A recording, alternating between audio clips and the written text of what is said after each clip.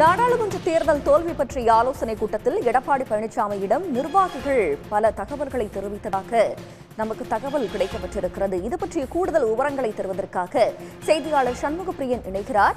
சண்முகப்பிரியன், விவரங்கள்.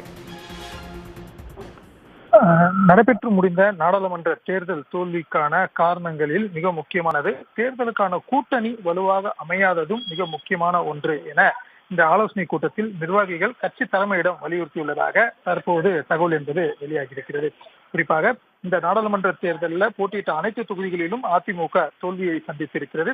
குறிப்பிட்ட சில தொகுதிகளில் 3ஆம் இடத்திற்கும் குறிப்பிட்ட சில தொகுதிகளில் டெபாசிட் இழக்கக்கூடிய நிலை என்பதும் அதிமுகவுடைய வேட்பாளர்களுக்கு ஏற்பட்டிருக்கிறது.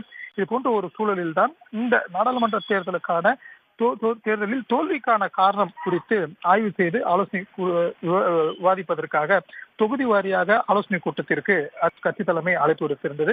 நேற்று தினம் காஞ்சிபுரம் மற்றும் ஸ்ரீபெரும்புதூர் தொகுதி நிர்வாகிகளுடன் ஆலோசனை நடைபெற்றிருந்த நிலையில் இன்றைய தினம் சிவகங்கை மற்றும் வேலூர் தொகுதி நிர்வாகிகளுடன் ஆலோசனை கூட்டம் என்பது அக்கட்சியின் தலைமை அலுவலகத்தில் நடைபெற்று வருகிறது.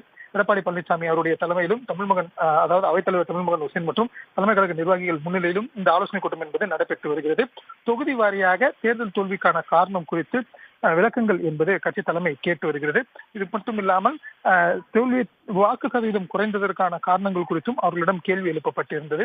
அப்போது நிர்வாகிகள் பலரும் தங்களுடைய கருத்துக்களை தெரிவித்ததாக கூறப்படுகிறது.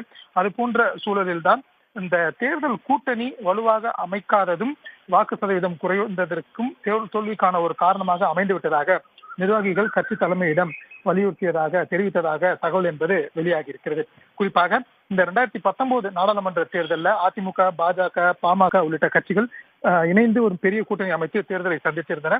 அதன் தொடர்ச்சியாக தற்போது நடைபெற்ற 2024 நாடாளுமன்ற தேர்தலில் பாஜக கூட்டணியிலிருந்து விலகி தனியாக அதிமுக தேர்தலை எதிர்கொண்டிருந்தது. இறுதி நேரத்தில் பாமகவும் அதிமுகவுடைய கூட்டணியில் இணையாமல் பாஜக கூட்டணி இணைந்து பாஜக, பாமக தனியாக ஒரு தேர்தலை சந்தித்ததும் அதிமுக, தேமுதிக உள்ளிட்ட கட்சிகள் இணைந்து தனியாக தேர்தலை சந்தித்திருந்ததும் குறிப்பிடத்தக்கது. ஒன்றாக இருந்த கூட்டணி பிளவுபட்ட தேர்தலை சந்தித்திருந்ததன் காரணமாக வாக்குகள் சதவீதம் என்பது குறைந்துவிட்டன அனைத்து தேர்தல் தோல்விக்கான ஒரு காரணமாக அமைந்துவிட்டதாக அரசியல் தரப்பில் கருத்துக்கள் என்பது அரசியல் வல்லுநர்களால் தெரிவிக்கப்பட்டிருந்தது. இது போன்ற ஒரு சூழலில் தான் இன்று நடைபெற்ற ஆலோசனை கூட்டத்திலும் கட்சி நிர்வாகிகள் தேர்தல் கூட்டணி வலுவாக அமையாததே தேர்தல் தோல்விக்கான காரணமாக அமைந்துவிட்டது என கருத்துக்கள் தெரிவித்ததாக தகவல்கள் வெளியாகி இருக்கின்றன. இது மட்டும் இல்லாமல் இதற்கு பதிலளித்த கட்சியின் பொதுச் செயலாளர் எடப்பாடி பழனிசாமி 2026 சட்டமன்ற தேர்தலில் ஒரு வலுவான கூட்டணி கட்சி தலைமை அமைக்கும்.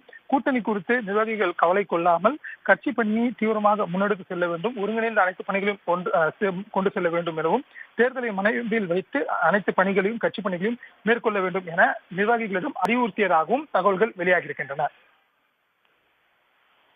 தங்களுடைய விவரங்களுக்கு நன்றி பிரியன்.